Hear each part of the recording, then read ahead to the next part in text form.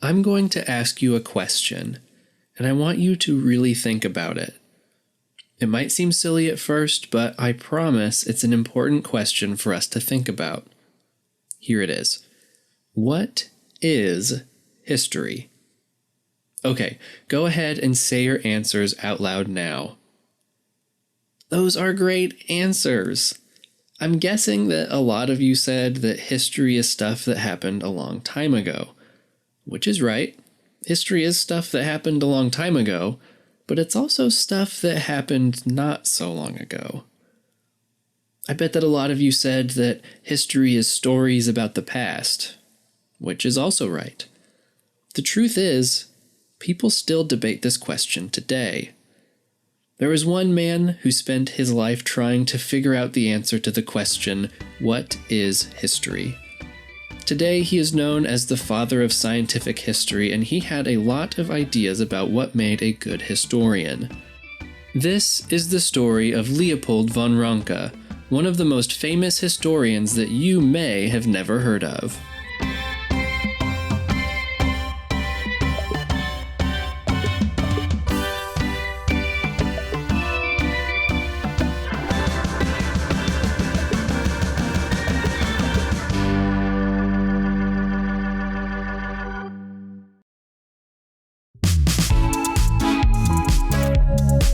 Hi, young historians. Welcome to another fun episode of Anytime Now. I'm Brooke, the co-founder of Honest History, and I'm super excited for this week's adventure. We often take history for granted, especially since stories from the past seem to be easily available everywhere we look, from textbooks to movies to the internet and so much more. But have you ever taken a moment to think about how a person writing the story uncovered the information used to write it? It's a question our team thinks about every day when writing stories and even putting together episodes of this podcast. Perhaps the authors were personally involved in the story and wrote it down as a first-hand account. But much more often, writing about history requires weeks and sometimes years of research, combined with scientific methods used to verify information and assure that the story is accurate. It might seem boring at first, but the main character in this episode shows us how interesting and fun it can be to work as a true historian. So, before I give everything away, let's get back to the story.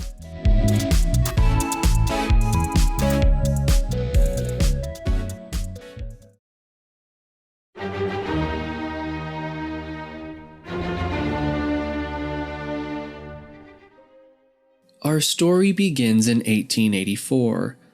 Sophie Weiss walked across the square. It was January and the bushes were covered in frost from the cold winter air. She was making her way to Liesenstrasse, a quiet street in the city of Berlin, Germany. She had traveled from England and she was there to see the great historian Leopold von Ranke. As she got nearer to the house, she saw a royal carriage across the street. She thought. She walked up to the door of the house and opened it. She thumped up the old wooden steps in the dimly lit staircase. The crown prince, who would later become Emperor Frederick III, was walking down the stairs and past her. Oh, it had been his carriage she'd seen. Had he just finished visiting the famous historian?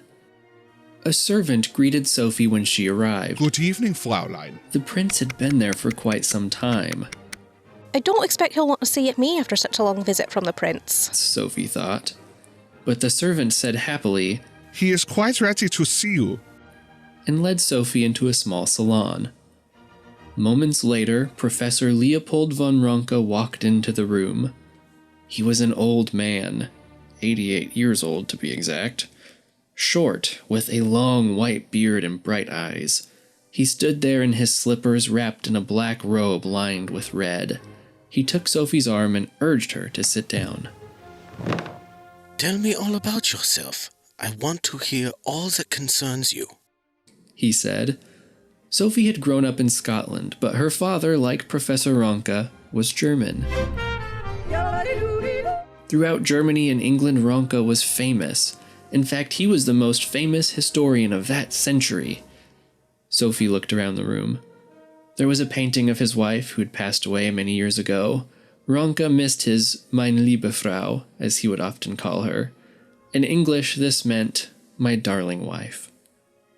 The salon was the only room that was not filled with books. Everywhere else in his house, the walls were covered with bookcases. And when the walls were filled, Ranke placed bookcases in the middle of rooms.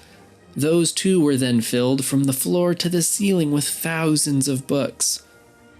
Sophie asked Ranke about his work. The old professor lit up with excitement. He was working on a project, a history of the world. It is finished, He said. The whole history is here. He pointed to his head. But from one's head to the pen is a long way. There was still much work to do before he could write it all down on paper. But it always makes you glad, does it not, your work? Sophie asked. My work? Oh, surely, it is my life. I live to work. As long as I live, I shall work. Ranke exclaimed. Even at 88 years old, he would not slow down. Ranke, now a very old man, had lived through a period of great change. Europe had gone through many revolutions and wars. Even as a child, he knew the sounds of war. At school, he would hear the cannons thundering in the distance. Battles were being fought in towns near where he grew up. Ranke was born in a place called Saxony.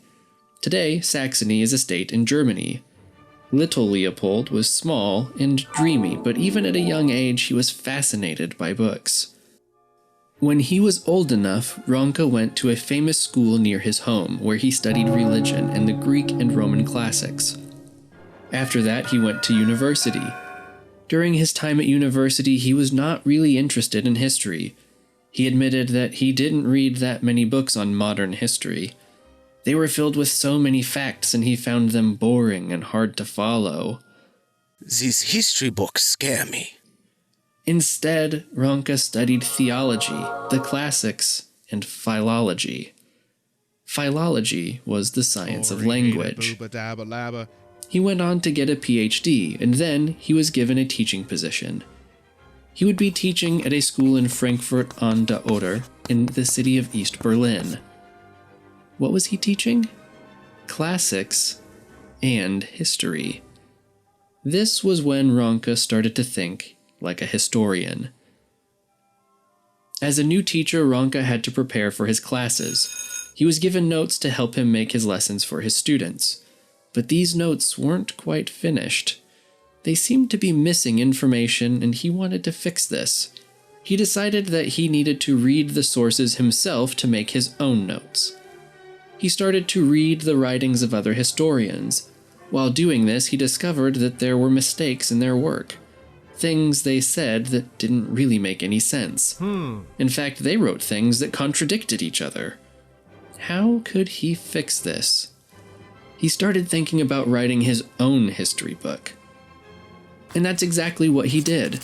In 1824, he wrote his first book titled The Histories of the Latin and Germanic Peoples from 1494 to 1514. Previously, historians had relied on secondary sources, which are things like history books, or even this podcast, that tell you something that happened in the past.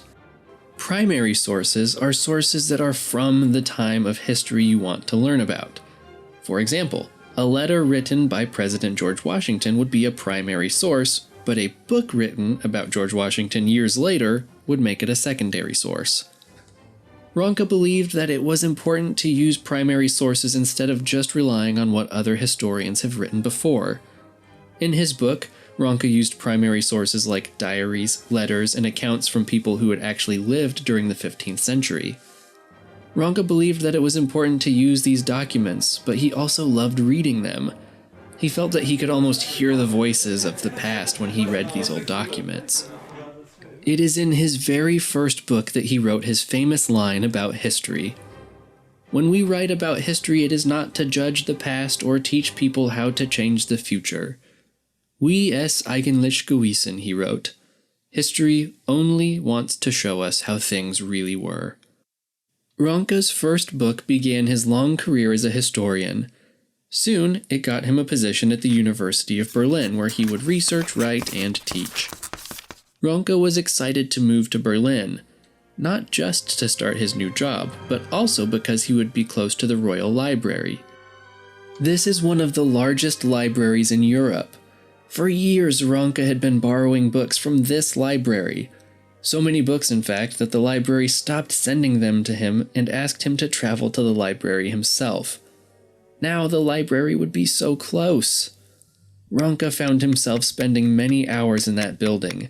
It wasn't long before he discovered a collection of documents hidden away in the library. These documents were reports written by Venetian diplomats hundreds of years ago. The diplomats wrote about politics and the lives of people in Europe. He wanted to find more. And so began his great research trip. For more than 3 years, Ranke traveled through Germany, Austria, and Italy, hunting for documents hidden away in archives. Now, if you don't know what an archive is, don't worry. An archive is a collection of historical documents. Often, an archive is kept in an important building. If you go to one, you will find scholars looking at documents and scribbling away, deep in thought. One should be quiet and careful in an archive.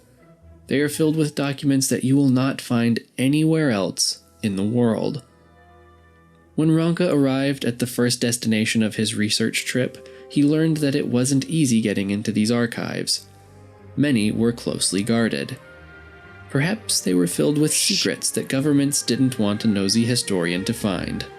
You know what I have to search for next? Libraries and archives and people who can pave my way to these, he said at the beginning of his trip. Ranke made friends with wealthy families and people who worked for the government. His new friends, he hoped, would open the closely guarded doors to the archives that he desperately wanted to see. Some historians complained about archives. They thought of them as old, dusty places that were far from home. But not Ranke. He lived for the archives. He felt he could escape into the past. He would forget where he was. He bubbled up with joy when he talked about them. At the 3, I make my way to the archive, Ranke said with excitement. The archive in Vienna was all set up for him, like his own little office. One finds one's pens, penknife, scissors, and so on all ready for one. Usually, it becomes dark rather soon, and I find it very pleasant when the overseer calls out a light. At once, the servant brings out 2 for each person who is working there.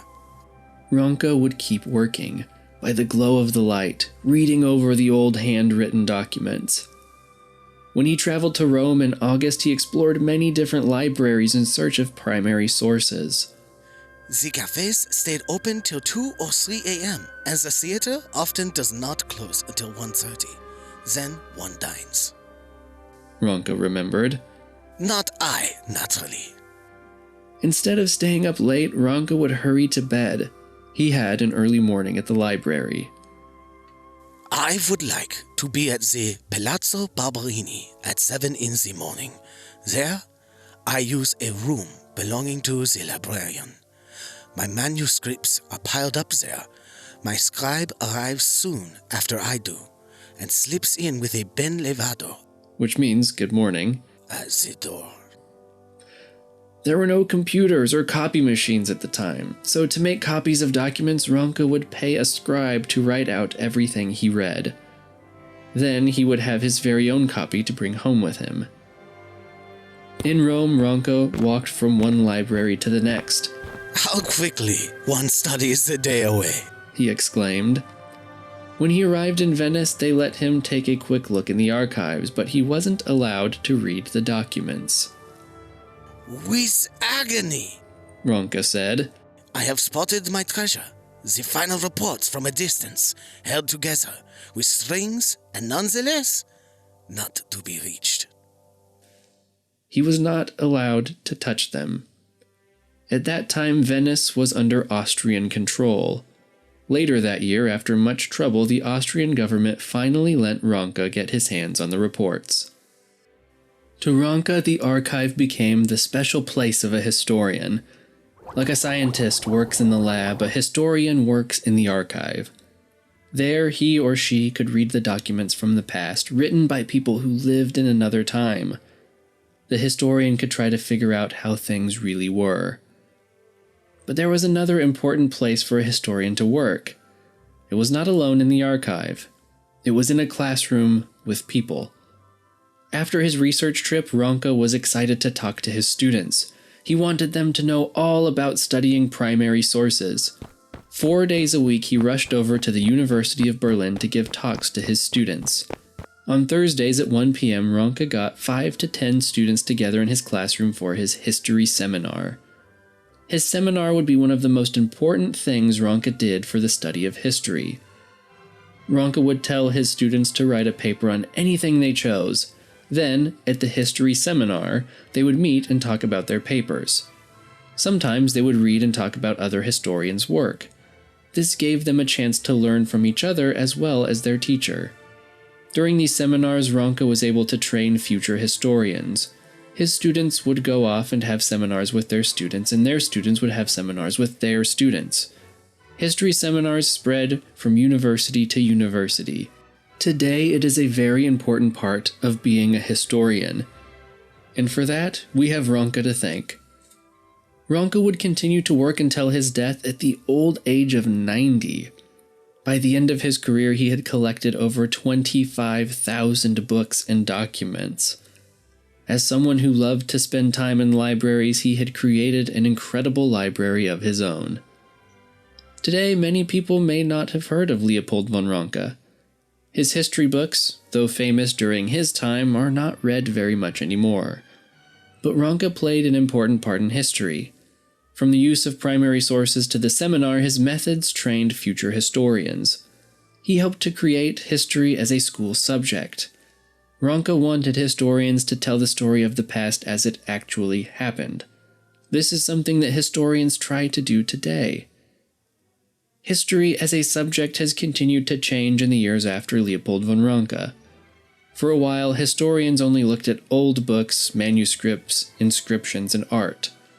Over the years, historians have learned that history is so much more than that. We can learn about history from buildings, food, clothing, music, and the stories we tell one another. Now, historians work together with other scholars like archaeologists and anthropologists to help us piece together the parts of the past that were not written down. Perhaps there is something in history that you want to know more about. Don't be afraid to start your own research. In the words of Leopold von Ranke, "Why es eigentlich gewesen?" Go discover how things actually happened.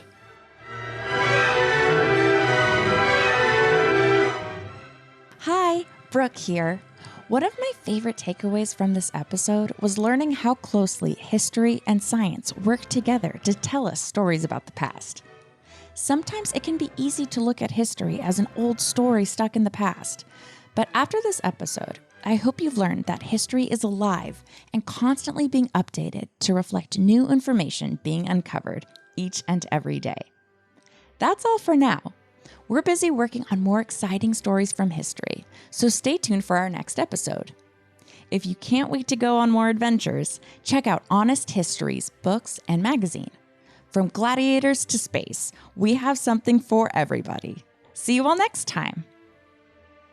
This episode was hosted by Joshua Zurbrick and written by Heidi Coburn. Parents, be sure to check out Joshua's podcast, Obscure History. Production was led by Randall Lawrence. To learn more about this episode, including more about the host, visit us at honesthistorymag.com and follow along for updates on social media at Honest History.